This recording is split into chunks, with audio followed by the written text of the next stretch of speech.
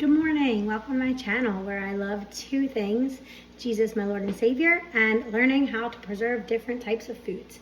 So today we have made cranberry sauce.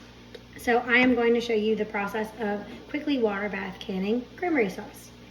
I have followed the recipe in the big book of canning, big ball book of canning food preservation. Let's see, it's a beautiful red color, it's gorgeous, and I took a little taste. It tasted very good. So what we are first going to do is we are water bath canning cranberry sauce today. So what that means is you have a big pot right here full of boiling water. Well, not quite boiling yet. Our jars, they have been washed. They have been boiled in boiling hot water so that they have been disinfected. And now it is safe to go ahead and proceed. So what we are going to do is we are going to take this little gadget here that helps you to get all the liquids into your jar and not spill it all over the place. I am very messy and I still spill it. That's okay. So I'm going to ladle in the cranberry sauce mixture. It's very liquidy right now. As it processes and cools, it will solidify into the jellied cranberry sauce that we all love. You are going to fill it up to about a quarter of the way up the jar. So I will show you. I used to have a little measurement tool that told you where a quarter or half of the jar was, and that's missing now. So see, it's about a quarter of an inch from the top of the jar is what you're going to do.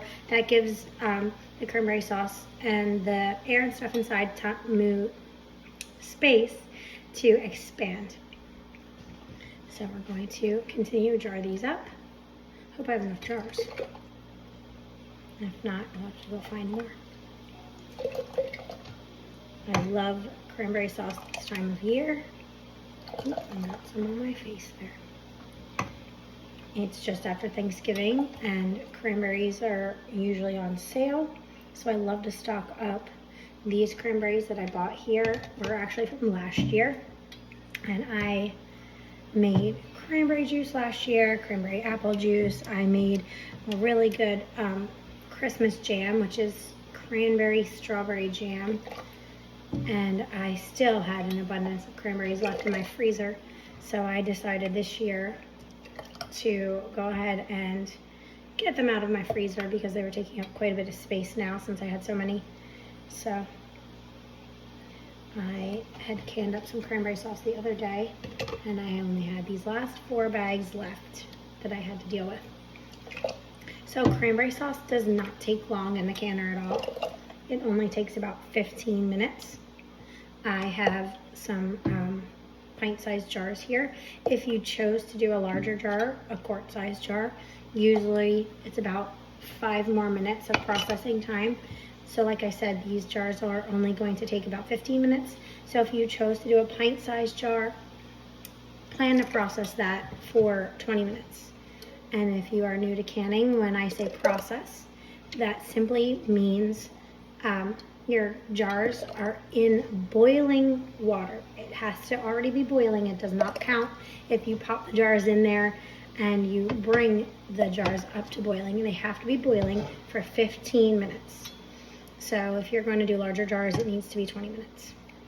All right, I think I'm going to have just enough for all of these jars, which is exciting. I don't like when I have a little bit of liquid left. Now, this jar is not fully full, but that's okay.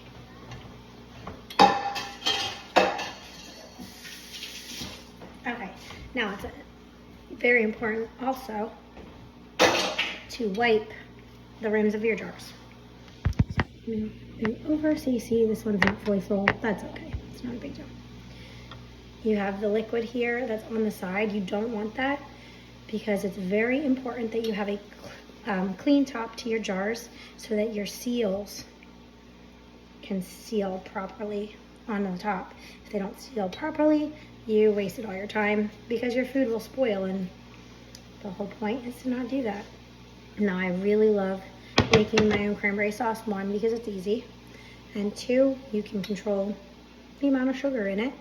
You can control the ingredients in it. So if you prefer organic cranberries, doesn't matter. Also, a lot of store-bought cranberry sauces have high fructose corn syrups and certain things like that in there, which my family and I try to avoid. So I love just being able to control what goes into my food. So now, this is the lid. This is the seal here. That's what I'm talking about. That's the part that's going to seal really tight to the top of the jar. And that's why you want a clean seal. You are not going to tighten this lid very tight. Just fingertip tight.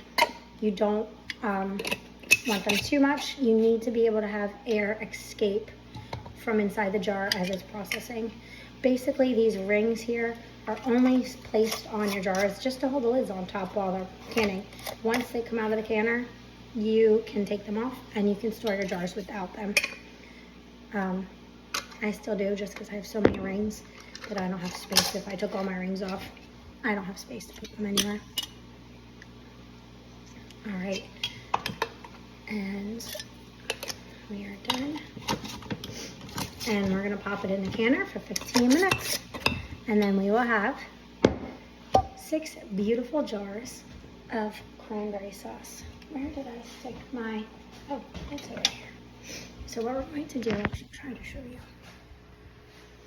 We're going to pop them right into the water. It's important to